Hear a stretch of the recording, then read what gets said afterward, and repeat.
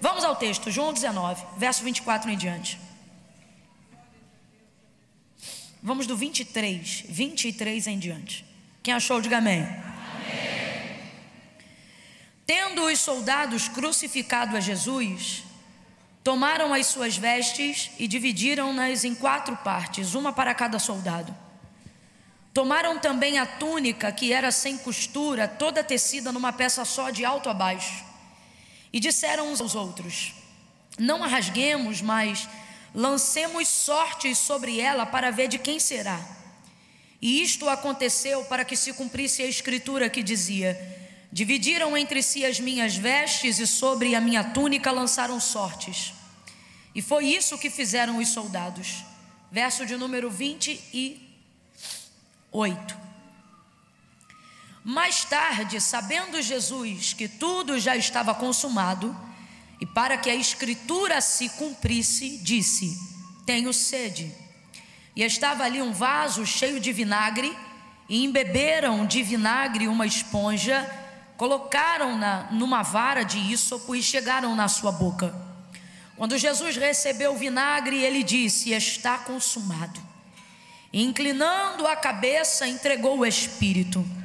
Como era o dia da preparação dos judeus, para que os corpos não ficassem expostos na cruz durante o sábado, porque esse sábado era um grande dia, rogaram-lhe a Pilatos que fossem quebradas as pernas e que fossem tirados os crucificados. Foram os soldados e quebraram as pernas do primeiro e do outro que com ele fora crucificado. Mas chegando-se, porém, a Jesus, vendo-o já morto, não lhe quebraram as pernas. Contudo, um dos soldados trespassou-lhe o lado com uma lança e imediatamente saiu sangue e água. E aquele que viu isto testificou que o seu testemunho é verdadeiro, e ele sabe que é verdade o que diz, para que também vós o creiais, que estas coisas aconteceram, para que se cumprisse a escritura que dizia: nenhum dos seus ossos poderá ser quebrado. Diga amém por essa palavra. Se assente glorificando a Deus aí nessa noite. Oh, glória a Jesus. Oh, aleluia, aleluia, Jesus. Oh, glória. Oh, aleluia, aleluia, aleluia. Glória a Deus. João está impactado. E você percebe esse impacto que ele viveu na cruz do Calvário, ali no episódio do Gólgota, da crucificação de Jesus, pela maneira como ele faz o próprio relato de como as coisas se deram no dia da crucificação de Jesus. Você vai ver, por exemplo, ele impactado, não com a veracidade, né? Porque a veracidade ela se aproxima muito da verdade, mas com a verdade dos fatos. E é interessante falar sobre a forma como João está impactado no seu escrito sobre esse acontecimento. Ele revela isso, porque na verdade ele não conhece Jesus de agora, e até o que está acontecendo agora nos seus olhos, ou seja, no dia da crucificação, também não é uma coisa nova. Isso já havia sido predito pela boca não só do profeta Isaías, mas do próprio Jesus enquanto caminhava com seus discípulos. Jesus deixou claro essa hora. Você lembra, por exemplo, quando o próprio Pedro, ao ouvir o que aconteceria acerca dessa hora, tentou desencorajá-lo, dizendo: não faça isso contigo mesmo. E aí você lembra o Senhor respondendo para ele, dizendo: para trás de mim, Satanás, tu que me serves de escândalo, compreendendo que não era apenas uma motivação da personalidade de Pedro, mas uma intenção e influência demoníaca para que Jesus não concluísse a obra do Calvário. O que eu estou querendo dizer com isso, gente? A verdade é que todos os seus discípulos já estavam com ele há um tempo, e não era um tempo assim esporádico, era contínuo. Andavam com ele, dormiam próximo a ele, almoçavam juntos, tomavam café juntos, jantavam juntos, peregrinavam, caminhavam juntos, oravam juntos, subiam um monte juntos, desciam juntos. João, por exemplo, ele tem uma compreensão tão clara de que Jesus é o Filho de Deus, que ele já abre a narrativa do seu livro falando de forma totalmente totalmente diferente dos demais evangelistas. Ele, por exemplo, ele não vai trazer a genealogia de Jesus, ele não vai falar sobre o nome de Maria, não vai falar sobre o nome de José, quando está falando sobre o início, na biografia ali, no capítulo 1 do seu livro. Diferente de Mateus, diferente de Marcos, diferente dos demais, ele já vai dizendo: no princípio era o verbo era Deus, o verbo estava com Deus, nele estava a vida, e a vida era a luz dos homens. Em tudo isso você compreende a maneira como João tem uma visão esclarecida de quem verdadeiramente é o Filho de Deus. E isso por quê? Porque dentre todos aqueles que já caminhavam dentro daquela mesma cúpula ministerial que Jesus estava desenvolvendo, ele era aquele que ousava caminhar mais perto. Você vai ver, por exemplo, João na celebração da última ceia, tomando uma atitude que é no mínimo constrangedora entre dois homens. Você vai ver que na frente de todos os demais ali, ele faz questão de sentar ao lado de Jesus, se aproxima cada vez mais perto e por fim, sem pedir permissão ou sem que seja feito um clima para isso, ele vai lá e encosta a cabeça no meio do peito de Jesus. Ô irmão, você tem que entender que eu não estou falando de um garoto, eu estou falando de um homem barbado, pegando assim do nada e colocando a cabeça no peito de um outro homem sentado na frente de mais 11 homens. Não é o tipo de coisa muito comum, mas ele ousava. Camila, mas a comunhão, o carinho sim, mas são apenas 3 anos e meio de convivência, porém uma convivência muito intensa, o que mostra muitas vezes que a base do relacionamento, ela não é determinada só pelo tempo, mas pela intensidade da entrega de cada um. Tem gente, por exemplo, que está na sua vida há anos, mas não tem uma intensa entrega. Há outros que já chegaram há pouco e já dizem o que veio, porque são intensamente entregues dentro do propósito que estão na vida das pessoas.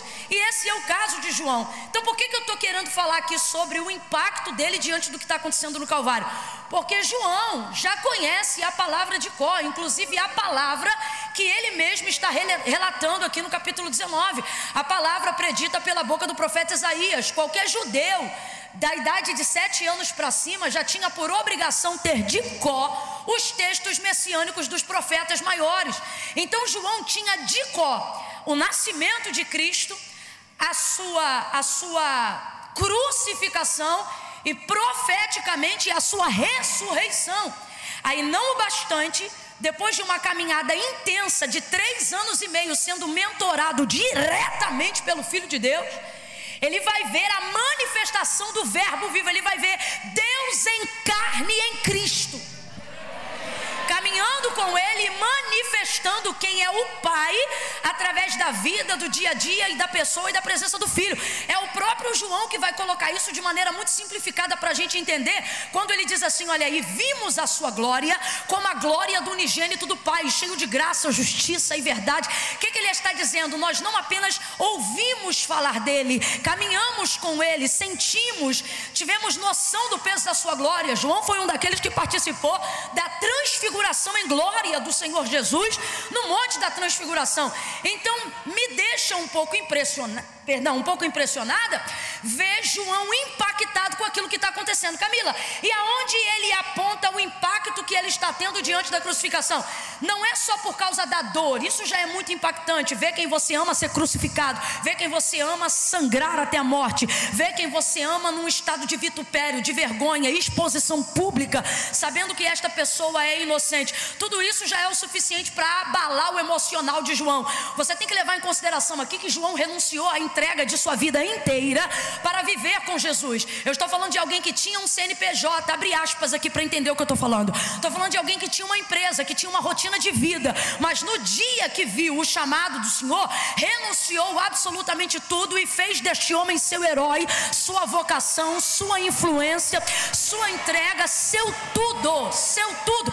Então imagine agora, o seu tudo está numa posição de impossibilidade de reação. Imagine o herói da sua vida está amarrado junto ao Calvário. E na verdade, quando Jesus faz isso, ele não está desmerecendo o poder que ele carrega, porque poder de verdade você descobre que uma pessoa tem, não é apenas quando ela tem o poder de fazer algo, mas é quando podendo ela escolhe não fazer, para manifestar a realidade do nível de controle que a pessoa pessoa tem sobre a situação. Você lembra, por exemplo, no Calvário, os soldados, eles diziam, bem como os judeus que haviam crucificado Jesus Cristo, eles diziam: se tu és o Filho de Deus, desce daí então. Se você realmente tem poder para isso, desce daí. E ele realmente tinha poder para fazer isso, mas ele não descia, porque quem tem poder de verdade tem o controle mesmo quando não exerce a autoridade do seu poder. Isso é poder, irmão.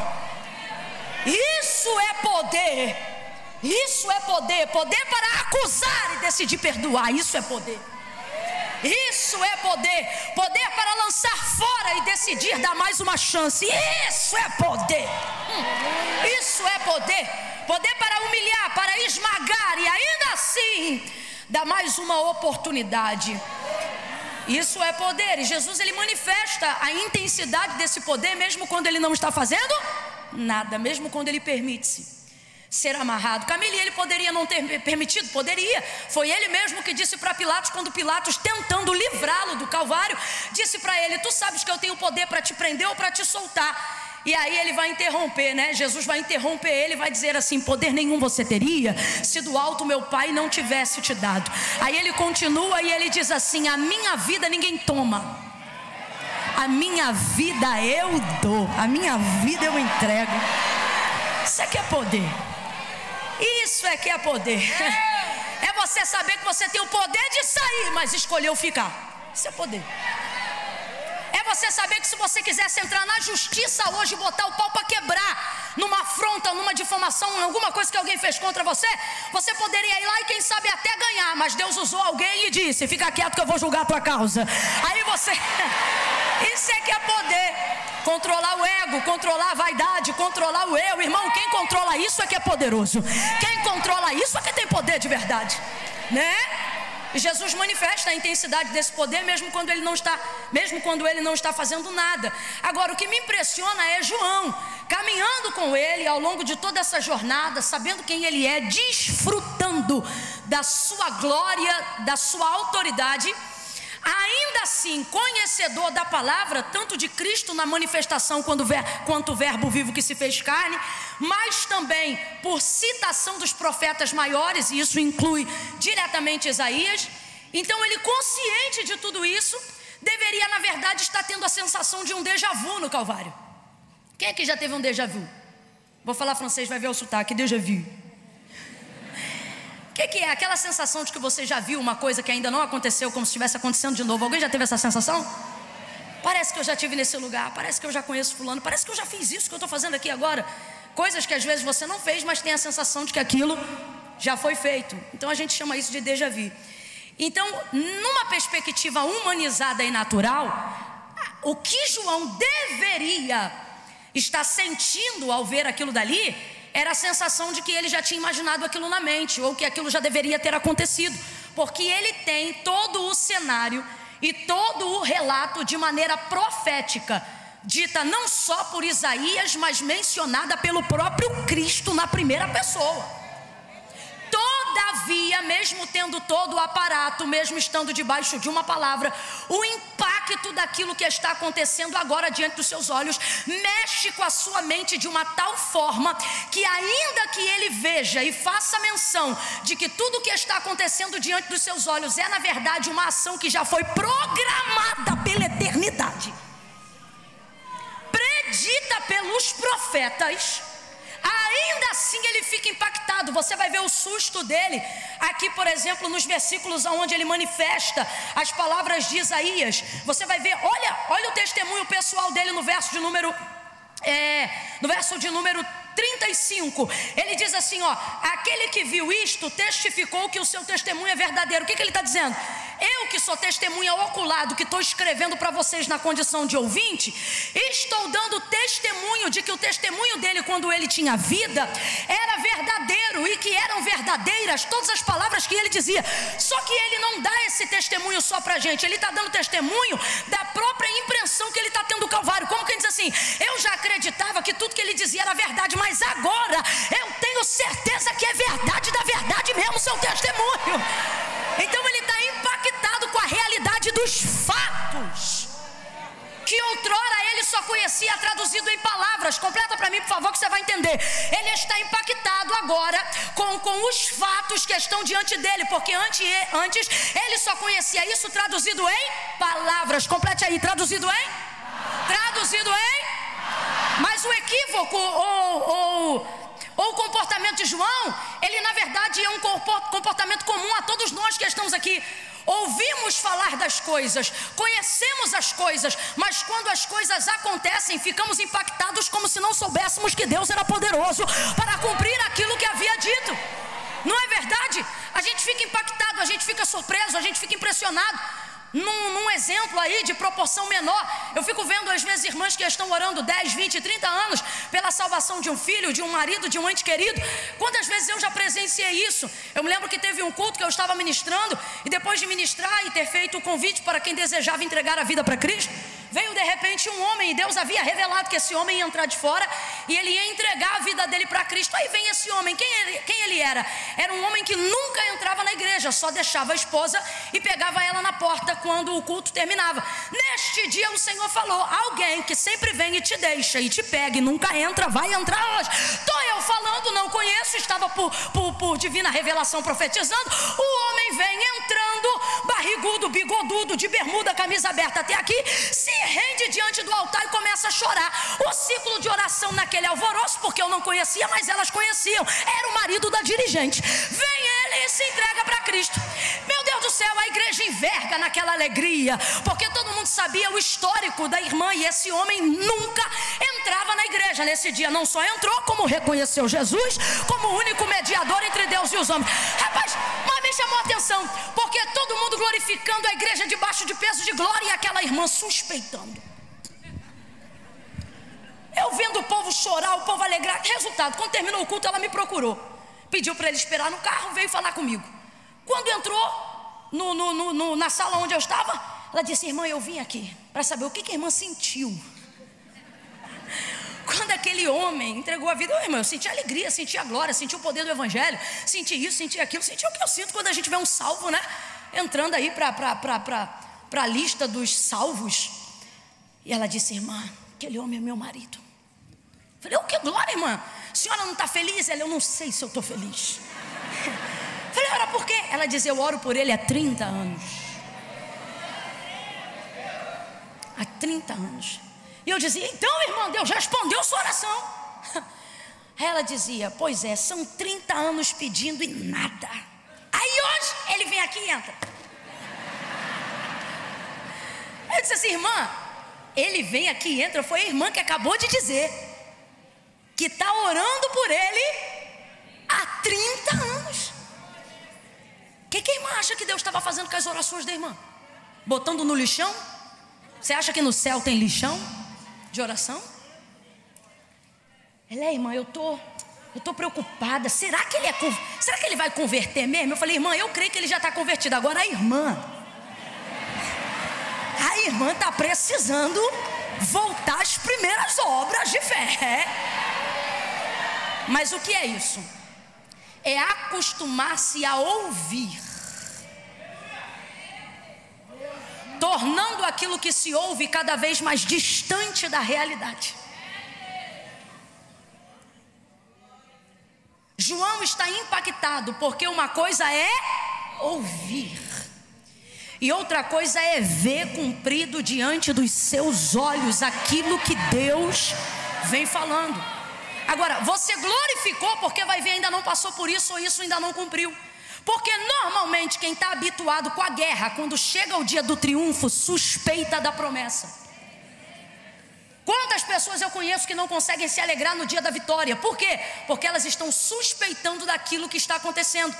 Porque na verdade acreditavam de ouvir, mas não acreditavam que de fato aquilo poderia acontecer. Presta atenção, o impacto, presta atenção, o impacto daquilo que está acontecendo diante de João é tão grande, tão grande, tão grande, que a única coisa que faz ele manter o controle no Calvário é a ciência da palavra. Aonde estão os outros discípulos que caminharam com Jesus? Aonde estão os outros que estavam ao seu lado no momento em que ele foi capturado? Judas traiu, Pedro negou, e o restante está assustado. Daqueles que não eram da família no Calvário, só perseveram João e Maria Madalena. Os demais, cada um saiu correndo para um canto. Está a sua mãe, que é da sua família. Aí dentro desse contexto que eu estou colocando não conta, porque mãe não tem comparação com nada nem com ninguém em lugar nenhum. Fora isso, está cada um para um lado. E por que isso está acontecendo? Uma vez que Jesus já havia falado todas essas coisas, depois no terceiro dia ele ressuscita. Eu vou voltar para João 19, mas só para você entender. No capítulo 20, Jesus já ressuscita. Palavra essa que ele já havia predito dentre os seus discípulos por 3 vezes. Ele mesmo na primeira pessoa deixou claro. Uma vez por um cenário, segunda vez linguagem figurada e terceira vez linguagem literal, dizendo que ele iria morrer, mas que ao terceiro dia ele iria ressuscitar dentre os mortos. Agora, está Jesus ressurreto, só Maria Madalena volta ao sepulcro a fim de cuidar do seu corpo. Olha que coisa interessante, ela está indo buscá-lo, ela quer saber aonde ele está. Vai ela até o sepulcro e Jesus já havia dito que ressuscitaria. Agora você vê, quando Jesus disse que ressuscitaria, eu estou falando de palavra, quando Jesus disse que ressuscitaria, ele só ministrou isso aos seus discípulos. Completa aí para mim, por favor. Ele só ministrou isso aos seus? Só aos seus discípulos. Jesus nunca falou isso para os seus inimigos. Só que aquela palavra correu. E sabe quem guardou aquela palavra? Seus adversários.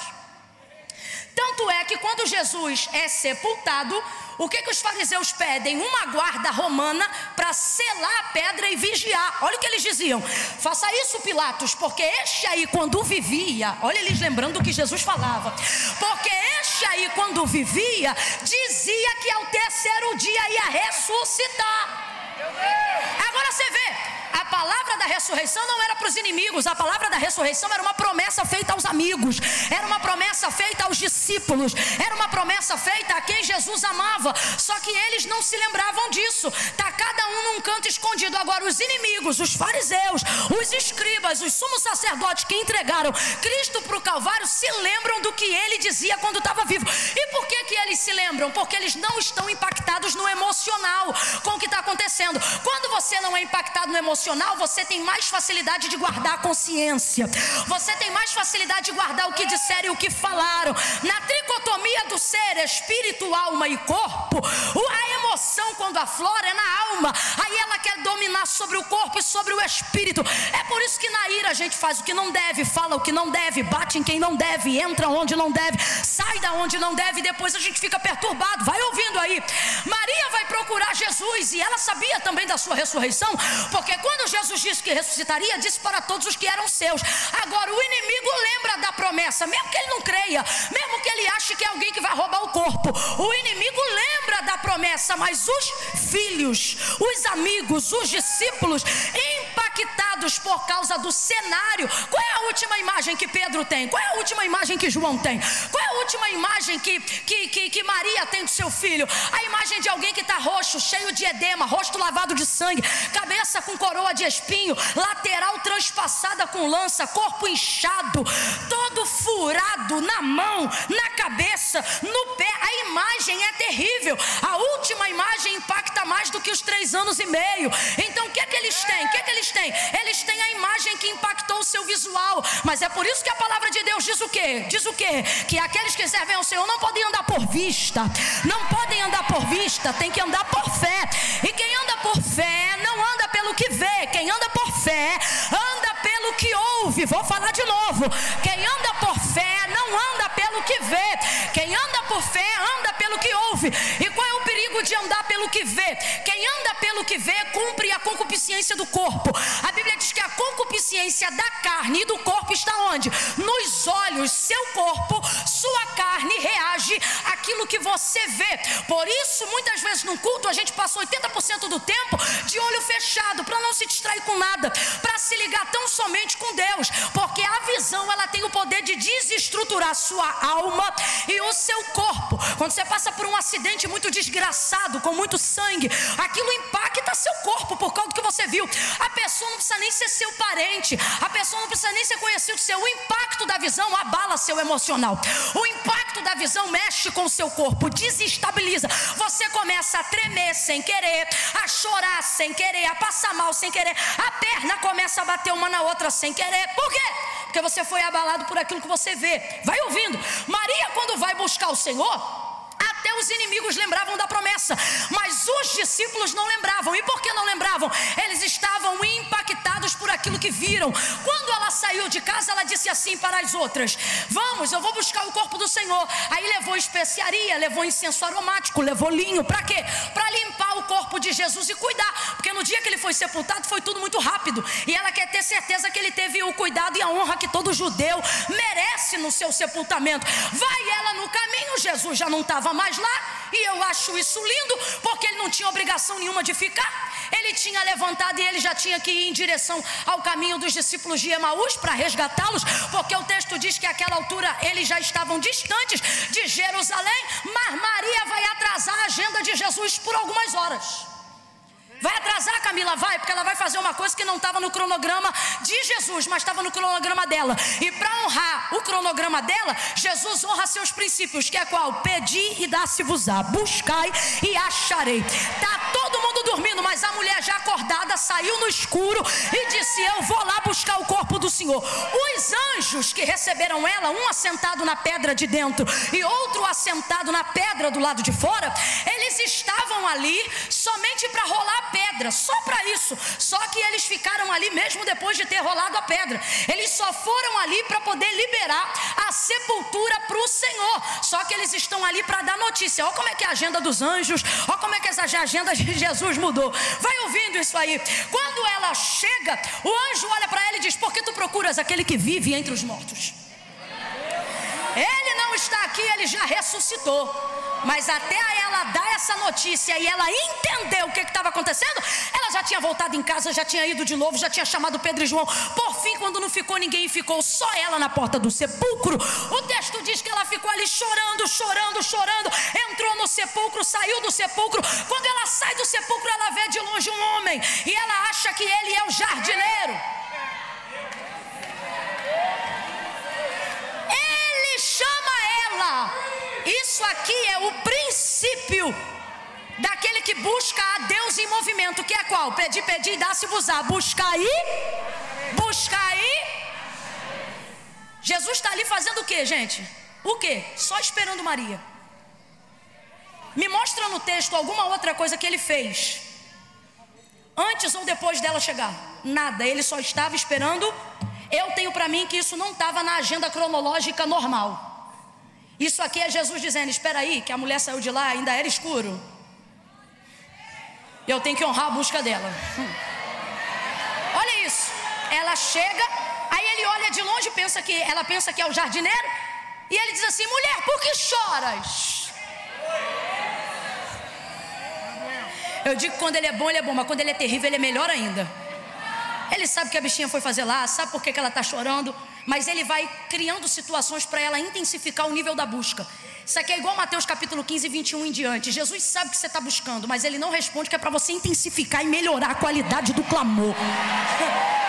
Mulher, por que choras? Aí ela diz: porque levaram o corpo do meu. Levaram o corpo do meu. Ela já criou uma situação que não tem nada a ver com a palavra que o Senhor Jesus dizia quando estava vivo. Por quê? Porque quem está falando o que aconteceu com o corpo de Cristo é a alma de Maria, não é a sua consciência.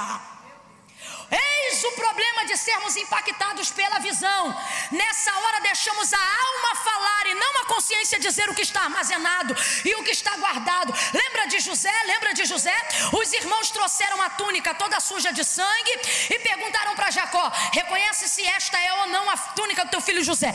Impactado pela túnica porque estava suja no sangue de cabrito, Jacó vai ficar assustado. Ele vai dizer o que, gente? Ele vai dizer: ai, é do meu filho José. Certamente uma besta fera o comeu, foi despedaçado meu filho. Rapaz,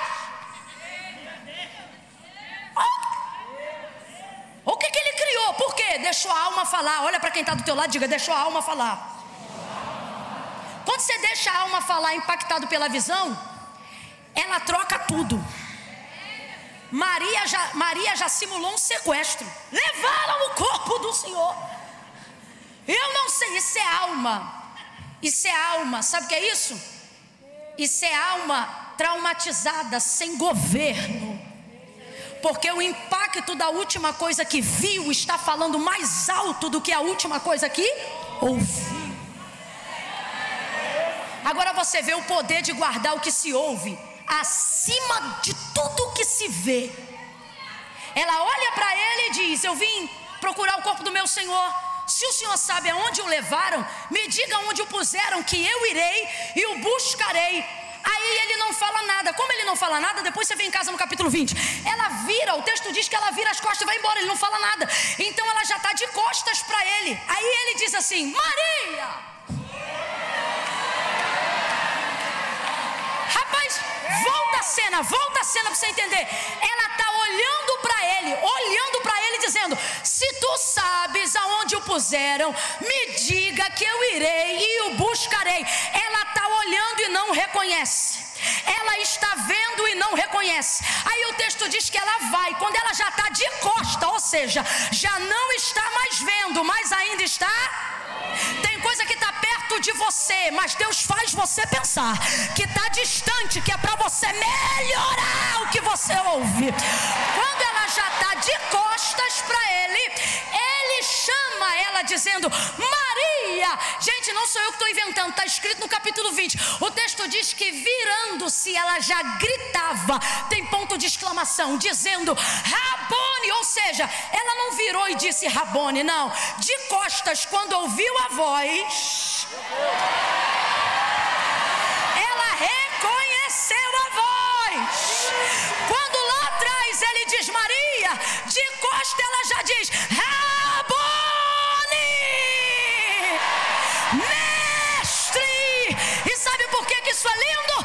É Jesus confirmando que Maria é uma ovelha, porque ele disse: as minhas ovelhas conhecem o som da minha voz.